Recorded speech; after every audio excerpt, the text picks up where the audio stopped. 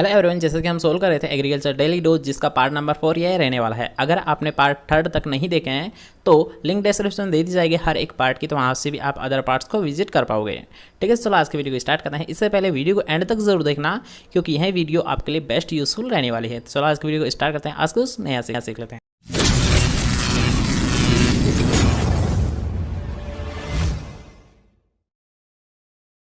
आज का हमारा फर्स्ट क्वेश्चन है कि चूहा नियंत्रण किया जाता है। तो यार अगर बात की जाए चूहा नियंत्रण की, तो चूहा नियंत्रण किया जाता है जिंक फॉस्फेट के द्वारा। और यार रखना अगर बात की जाए चूहा नियंत्रण के लिए जिन केमिकलों का प्रयोग किया जाता है उन्हें किस नाम से जाना जाता है? यार रोडेंटिसाइड। अगर बात की जाए यार चूहा नियंत्रण के लिए जिन केमिकलों का प्रयोग किया जाता है उन्हें किस नाम से जाना जाता है? यार रोडेंटिसाइड। ठीक है, नेक्स्ट क्वेश्चन क्या बात करते हैं? नील हरित शैवाल का अन्य नाम है। तो आपको पता ही होगा जो नील हरित शैवाल है अर्थात ब्लू ग्रीन एल्गी है, तो इन्हें यार साइनोफाइट के नाम से भी जाना जाता है। किस नाम से जाना जाता है? साइनोफाइट के नाम से भी जाना जाता है। ठीक है, नेक्स्ट क्वेश्चन है कि पपेन किस फल से निकाला जाता है? तो आपको पता होना चाहिए यार पपेन मुख्यतः प्राप्त किया जाता है पपीता से। और अगर बात करते हैं पपीते में, तो यार जो कच्चा फल होता है, यार जो पपीते का कच्चा फल होता है तो उसी से पपेन को प्राप्त किया जाता है। और अगर बात करते हैं पपेन का प्रयोग कहाँ किया जाता है, तो यार जो उदर संबंधित जो रोग होते हैं, यार जो पेट संबंधित जो रोग होते हैं तो उनका नष्ट करने के लिए मुख्यतः पपेन का प्रयोग किया जाता है। ठीक है, नेक्स्ट क्वेश्चन की बात करते हैं। राष्ट्रीय जैविक खेती संस्थान कहाँ स्थित है? याद रखना अगर बात की जाए राष्ट्रीय जैविक खेती संस्थान की, तो ये स्थित है यार गाजियाबाद में। और गाजिया कहाँ पर स्थित है? उत्तर प्रदेश में। ठीक है, नेक्स्ट क्वेश्चन की बात करते हैं। शुगर केन गन्ना में प्रयुक्त जो शुगर शब्द है, यार जो शुगर केन में जो शुगर वर्ड यूज़ किया गया है ये किस भाषा का शब्द है? तो एक मोस्ट कॉमन क्वेश्चन है यार ये भी कई बार एग्जाम में पूछा जा चुका है, तो इसका आपको विशेष ध्यान रखना है कि जो शुगर वर्ड है ये लिया गया है संस्कृत भाषा के शब्द से। ठीक है, नेक्स्ट क्वेश्चन की बात करते हैं कि चने का उत्पत्ति स्थान कौन सा होता है? तो ये भी एक मोस्ट कॉमन क्वेश्चन है कि अगर बात की जाए चने की, तो चने का उत्पत्ति स्थान होता है दक्षिणी पश्चिमी एशिया। ठीक है, नेक्स्ट क्वेश्चन है कि आम की बीजरहित किस्म कौन सी होती है? तो आपको पता ही होगा जो आम की सीडलेस वेराइटी होती है वो होती है सिंधु।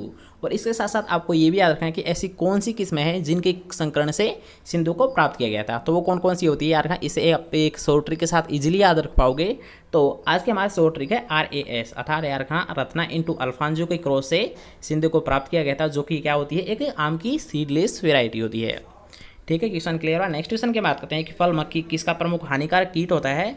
तो ये होता है यार बेर का। यार की जो फल मक्खी है ये सबसे प्रमुख हानिकारक कीट होता है बेर का। ठीक है, नेक्स्ट क्वेश्चन है कैनिंग जिसे डिब्बाबंदी बोला जाता है। तो यार कैनिंग या डिब्बाबंदी के लिए सबसे उपयुक्त सब्जी किसे माना जाता है? यार मटर को। सबसे ज़्यादा किसमें की जाती है? यार कैनिंग मटर में की जाती है। इसके साथ साथ आपको ये भी याद रखना है कि अगर आपसे पूछा जाता है कैनिंग या डिब्बाबंदी की जनक किसे बोला जाता है, तो याद रखना डिब्बाबंदी का जनक बोला जाता है निकोलस एपट को। किसे बोला जाता है? निकोलस एपट को बोला जाता है। ठीक है, नेक्स्ट क्वेश्चन की बात करते हैं कि अनार की फरवरी और मार्च के पुष्पन को किस नाम से जाना जाता है? अर्थात ऐसी कौन सी बहार है जिसमें फरवरी से मार्च के मध्य पुष्पन आता है? तो ये होती है यार अम्बे। ठीक है, इसके साथ साथ आपको ये भी याद रखना है कि अगर आपसे यहाँ पर ये क्वेश्चन पूछा जाता है कि जो अनार है तो इसके लिए सबसे बेस्ट बहार किसे माना जाता है? तो यार जो सबसे बेस्ट होती है वो होती है मृग बहार। ठीक, नेक्स्ट क्वेश्चन है। उससे पहले अगर आपको वीडियो पसंद आ रहा है तो आपको करना है वीडियो को एक लाइक, और चैनल को अभी तक सब्सक्राइब नहीं किया है तो चैनल को लीजिएगा सब्सक्राइब और पास के बेल आइकन को जरूर दबा देना, जिससे जब भी हमारे कोई नई वीडियो अपलोड की जाए तो उसका नोटिफिकेशन सबसे पहले आपको मिले। ठीक है, नेक्स्ट क्वेश्चन की बात करते हैं कि राष्ट्रीय बागवानी मिशन कब प्रारंभ किया गया था? अर्थात जो NHM अर्थात नेशनल हॉर्टिकल्चर मिशन था तो इसकी शुरुआत की गई थी यार 2005 से 2006 के मध्य। नेक्स्ट क्वेश्चन की राजस्थान में अनार का सेंटर ऑफ एक्सीलेंस कहाँ स्थित है? यार अगर आपसे पूछा जाता है अनार का सेंटर ऑफ एक्सीलेंस तो ये स्थित होता है डिंडोल में। और डिंडोल कहाँ स्थित है? यार जयपुर में। ठीक है, नेक्स्ट क्वेश्चन की बात करते हैं जो कि यार एक मोस्ट पॉपुलर किस्म है कि पूसा यमदाग्नि किसकी किस्म होती है? तो यार जो पूसा यमदाग्नि है ये किस्म होती है गाजर की। ठीक है, नेक्स्ट क्वेश्चन की बात करते हैं कि 1 किलो सोयाबीन से कितना सोया दूध प्राप्त किया जाता है? अब यार यहाँ पर एक नॉर्मल जीका की क्वेश्चन है कि अगर आपसे पूछा जाता है कि 1 किलो सोयाबीन से कितना सोया दूध प्राप्त किया जाता है, तो अगर बात की जाए यार 1 किलोग्राम सोयाबीन से तो इससे केवल और केवल 6 से 8 किलोग्राम सोया दूध प्राप्त किया जाता है। कितना प्राप्त किया जाता है? यार 1 किलोग्राम सोयाबीन से 6 से 8 किलोग्राम सोया दूध प्राप्त किया जाता है। नेक्स्ट क्वेश्चन है कि आम की किस किस्म में उत्तक्षीय विकृति सबसे अधिक देखी जाती है? अर्थात जो नेक्रोसिस प्रॉब्लम आती है सबसे ज़्यादा किस में देखी जाती है? तो ये देखी जाती है यार अल्फांजो में। किस में देखी जाती है? अल्फांजो में। ठीक है, नेक्स्ट क्वेश्चन की बात करते हैं कि भैंस की सूरती नस्ल का मूल स्थान कौन सा है? अर्थात यहाँ सूरत कहाँ स्थित है? गुजरात में। अर्थात यार जो सूरती नस्ल है भैंस की तो इसका मूल स्थान माना जाता है गुजरात को। ठीक है, नेक्स्ट क्वेश्चन की बात करते हैं कि टैटूइंग क्या है? तो टैटूइंग एक तरीका होता है पशुओं की पहचान करने का। टैटूइंग क्या होता है? एक तरीका होता है पशुओं की पहचान करने का। और अगर आपसे यहाँ पर ये क्वेश्चन पूछा जाता है जो टैटूइंग है ये सबसे किस जानवर में की जाती है? तो यार जो टैटूइंग तरीका है ये किया जाता है गाय और भैंस में। सबसे ज़्यादा अप्लाई किस में करते हैं? गाय और भैंस में करते हैं। ठीक है। नेक्स्ट क्वेश्चन है जो कि एक मोस्ट इंपॉर्टेंट क्वेश्चन है कि अगर आपसे पूछा जाता है कि मादा पशुओं का गर्भधारण का उत्तम समय कौन सा होता है, अर्थात मान लीजिए जब वो हीट पीरियड के मध्यकाल में हो। याद रखना कब माना जाता है गर्भधारण का उत्तम समय, जब वो हीट पीरियड के मध्यकाल में हो और कब हो 12 से 18 घंटे के मध्य। याद रखना सबसे उत्तम समय माना जाता है मध्यकाल 12 से 18 घंटे समय के मध्य। ठीक है, क्वेश्चन क्लियर हुआ। नेक्स्ट क्वेश्चन की बात करते हैं कि गाय के दूध में वसा का प्रतिशत होता है। तो अगर आपसे पूछा जाता है गाय के दूध में, तो गाय के दूध में वो जो वसा होती है ये होती है 4 से 5% के समथिंग। और अगर यहाँ पर आपसे पूछा जाता है कि जो भैंस होता है तो भैंस के दूध में वसा कितनी होती है, तो यार इससे हल्का अधिक होता है, अर्थात जो भैंस के दूध में पाई जाती है वसा वो पाई जाती है 6 से 8% के समथिंग। ठीक है, क्वेश्चन क्लियर हुआ। नेक्स्ट क्वेश्चन की बात करते हैं टिम्पेनाइटिस, जिसे यार का आफरा के नाम से भी जाना जाता है। ये भी याद रखना एक मोस्ट इंपॉर्टेंट क्वेश्चन है कि अगर आपसे पूछा जाता है कि टिम्पेनाइटिस जिसे आफरा भी बोला जाता है तो ये रोग किससे फैलता है, अर्थात यार रखना जो आफरा रोग होता है ये होता है अधिक चारा खाने से, अर्थात यार रखना आहार जनित रोग है। यहाँ पर सॉरी यहाँ पर वो ऑप्शन नहीं है, थोड़ा हम स्पिरिट हुआ इसमें।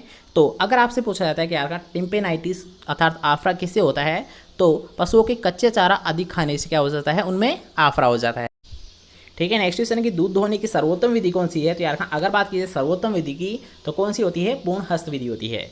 क्योंकि अगर आप बात कर रहे हो याद रखना पूर्ण हस्त विधि की, तो इसमें याद रखना कि जो पशु होते हैं उनके थनों को कोई प्रॉब्लम नहीं होती है और उनको बिना कोई पैन की हुई उनसे संपूर्ण दूध आसानी से निकाल लिया जाता है। इसलिए यार जो पूर्ण हस्त विधि है ये सर्वोत्तम विधि मानी गई है। ठीक है, नेक्स्ट क्वेश्चन में बात करते हैं ब्राउन मैन्यूरिंग किसे बोला जाता है।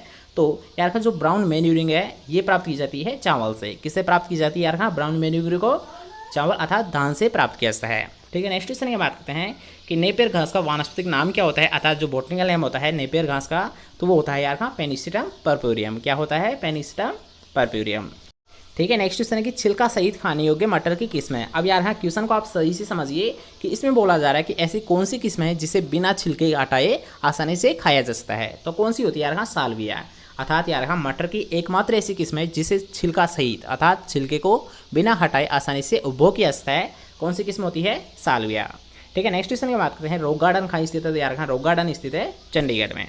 ठीक है, नेक्स्ट क्वेश्चन की बात करते हैं जो कि यार एक मोस्ट इंपॉर्टेंट क्वेश्चन है कि अगर आपसे पूछा जाता है ब्रिंजल में अर्थात बैंगन में जो छोटी पत्ती रोग होता है ये किसके द्वारा होता है। अगर बात की जाए यार जो यानी जो सामान्य क्रॉप होती है उनमें जो लिटिल लीफ होती है वो होती है जिंक तत्व की कमी से। लेकिन अगर आपसे पूछा जाता है बैंगन में छोटी पत्ती रोग, तो बैंगन एकमात्र ऐसा है जिसमें छोटी पत्ती रोग यार जिंक तत्व की कमी से नहीं होकर किससे होती है, माइकोप्लाज्मा के द्वारा होती है। यार कि अगर आपसे पूछा जाता है बैंगन में छोटी पत्ती रोग किसकी प्रॉब्लम से होता है, यार माइकोप्लाज्मा की प्रॉब्लम से होती है। ठीक है, नेक्स्ट क्वेश्चन की बात करते हैं कि नींबू में कैंकर रोग होता है। तो कैंकर रोग का कारण होता है जीवाणु। किसके द्वारा होता है कैंकर रोग, एक बैक्टीरिया जनित रोग होता है जो कि किसमें होता है, नींबू में होता है। ठीक है, नेक्स्ट क्वेश्चन की बात करते हैं कि अब आपको ये तो पता ही होगा, एक नॉर्मल क्वेश्चन है कि अगर आपसे पूछा जाता है कि सब्जियों के नुकसान एवं सड़न के लिए जिम्मेदार सबसे महत्वपूर्ण कारक कौन सा होता है। अर्थात यार जितने भी जो फल और फ्रूट्स होते हैं तो इनको सबसे ज़्यादा डैमेज करता है यार बैक्टीरिया। सबसे ज़्यादा लॉस कौन पहुंचाता है, बैक्टीरिया। नेक्स्ट क्वेश्चन है जो कि आज का हमारा लास्ट क्वेश्चन रहने वाला है कि निम्नलिखित में से कौन सी ट्रैप क्रॉप। अब याद रखें यहाँ पर एक वर्ड यूज़ किया गया है, ट्रैप क्रॉप का उपयोग पत्ता गोभी के साथ किया जाता है। तो इसका राइट आंसर होता है सरसों। अब ये होता क्या है, इसका रीज़न क्या होता है, इसे आप समझ लीजिए कि यहाँ पर एक वर्ड यूज़ किया गया है ट्रैप क्रॉप। तो मान लीजिए आपकी पत्ता गोभी क्या है, एक मेन क्रॉप है। ठीक है, तो इसके चारों तरफ आपको ग्रो करना है क्या, सरसों। ठीक है, तो इसका मुख्य उद्देश्य क्या होता है, अर्थात ट्रैप क्रॉप का मतलब क्या होता है कि अर्थात मान लीजिए कि ये ट्रैप क्रॉप है तो इसका मुख्य उद्देश्य यही है कि जो पत्ता गोभी जो इंसेक्ट लग रहे हैं अर्थात यार पत्ता गोभी की जो इंसेक्ट है उनको अपनी ओर आकर्षित करेगी, जिससे क्या होगा जो पत्ता गोभी की जो यील्ड है उसमें लॉस हो रहा है उसे कम किया जा सके। अर्थात इसीलिए यार ट्रैप क्रॉप को इसके चारों तरफ ग्रो किया जाता है। ठीक है, क्वेश्चन क्लियर हुआ। ओके, तो आज के लिए बस इतना ही। कैसा लगा आज का वीडियो कमेंट करके जरूर बताएं, और अगर आपको वीडियो पसंद आया हो तो आपको करना है वीडियो को एक लाइक, दोस्तों के साथ करना है इस वीडियो को ज़्यादा से ज़्यादा शेयर, और चैनल को अभी तक सब्सक्राइब नहीं किया है तो चैनल को लीजिए सब्सक्राइब। मिलते हैं कोई नेक्स्ट इंपॉर्टेंट टॉपिक के साथ, तब तक लीजिए जय हिंद, जय Bharat, bye bye, take care.